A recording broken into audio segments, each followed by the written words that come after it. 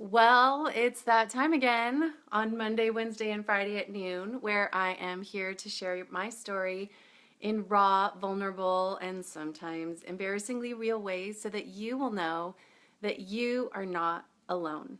And because it's the end of the year, this is kind of the time when I start taking stock of what's really been working this year, what's not working, what do I want to see different for next year.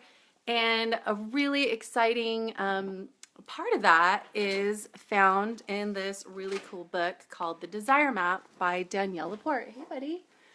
So we have a little audience here. If anyone wants to say hi to Mateo.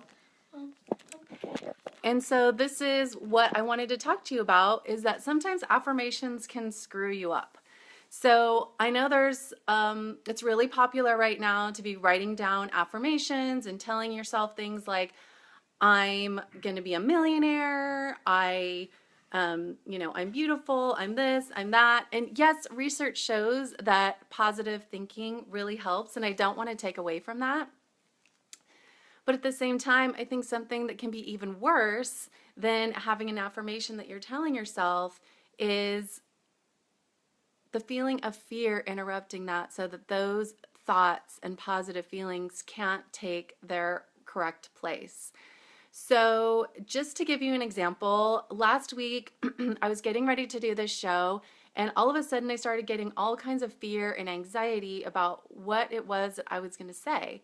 Like, do I have anything to say?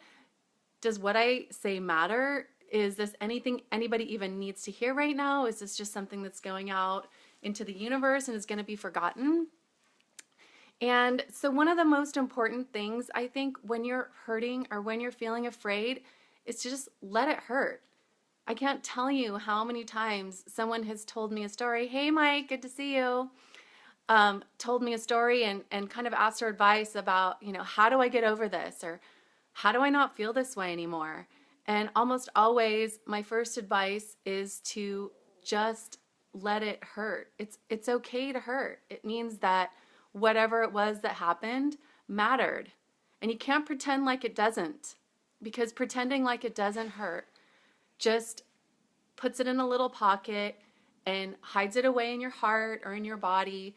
And guess what? It's going to come up later in a completely unrelated way. So now you're having a fight with someone over this wound that happened way over there that never got completed. Or you have, a headache or a neck ache or something else because you've tried to pretend like those feelings don't exist. And so one thing that I've learned in being in pain and having to go through tough times is that it's not like a constant 10. It kind of ebbs and flows.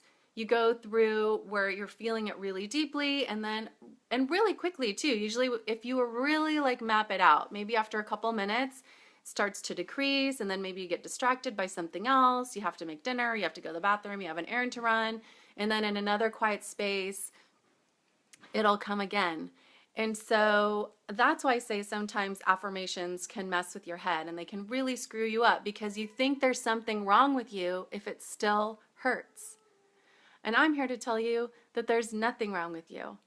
And a tool that I've started using, maybe in the last couple years, to move through some of these feelings, it's called tapping. And there's a couple really great resources that I recommend. One is a website called thetappingsolution.com. And another one is on YouTube. There's a guy named Brad Yates, Yates. And sometimes when I'm feeling a particular emotion, I'll go on YouTube and just search, Brad Yates courage or Brad Yates fear. And he goes through some rounds of tapping, and it's something that you can follow along with it. But basically, the procedure is this. Just talk about how you feel, how it really hurts, what you're upset about, what you're really afraid of. And it works on a system of touching different points, acupuncture or acupressure points that move fear and emotion from kind of like your lizard brain, the part where you fight or flight, and it moves it kind of into the frontal cortex where you can make decisions about how you want to react and how you want to be. So basically, when I was going through this situation about being afraid, about getting on Facebook Live or sharing any of my story or what I had to say, the procedure goes like this. you tap on one of the points and you just state the fear. And in my case, it was, even though I'm afraid that I don't have a message worth sharing, and then you add to it, I still love and accept myself anyway. So you kind of go through this process where you just acknowledge the pain, you acknowledge the fear, but then you acknowledge that you also love and accept yourself anyways, because that's just part of it, right? We're all going to be afraid. We're all going to have fear. We're all going to be hurting, but we can still love ourselves anyways.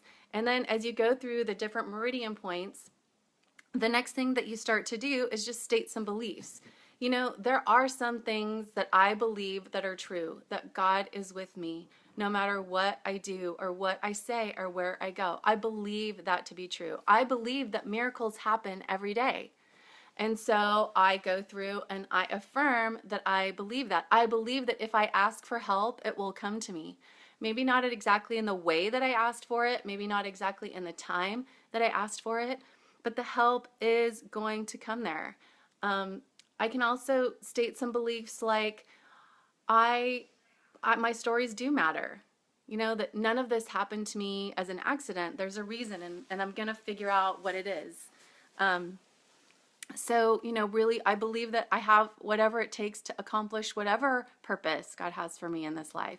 So stating some of those kinds of beliefs starts to take the edge off the pain or the fear. And then the next step you can go into is maybe recall some other successes that you've had in your life. You know, like for me, I have emails and messages literally daily of people who thank me for sharing my story, who shared their stories with me. And then I start feeling more grateful. I start feeling like I'm not alone. And so, you know, in this process of tapping, I'm tapping into those things which are also true, so that there's room for both. I can be afraid that I don't have a message to share and grateful that people have reacted positively to my message in the past, and kind of bring those both into a reality. So, you know, after I move through maybe some of the successes that I have, then you start talking about what you believe is possible. You know, I believe that there is someone out there who needs to hear what I have to share.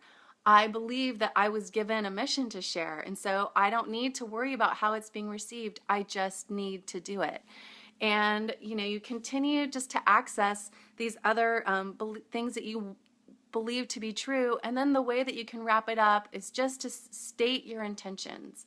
So for me, even though I'm afraid that I don't have a message worth sharing, and even though I'm afraid that what I say doesn't matter, my intention is that people would hear this and realize that they're not alone, that they would realize that their story matters. And if there's even one who hears something that I say and gets to feel either one of those emotions, then I can take a step forward and do what needs to be done.